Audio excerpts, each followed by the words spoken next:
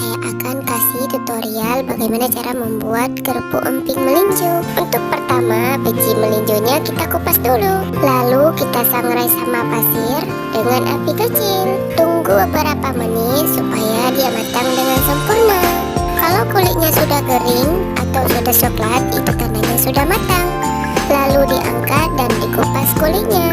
Untuk kulitnya nggak kita pakai ya bunda, yang kita pakai hanya bijinya saja.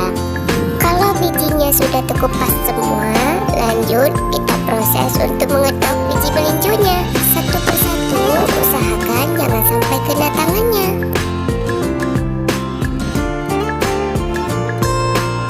Nah, ini dia hasil pertama yang kita proses. Yang belum kita jemur di teriknya matahari, masih lengket dan juga lembek. Beda dengan yang sudah dijemur, sudah kering, terlihat bening dan juga cantik. Untuk penggorengannya, panaskan minyak, masukkan kerupuk emping melinjo. Kalau sudah mengembang, balik sebentar, lalu angkat dan tiriskan.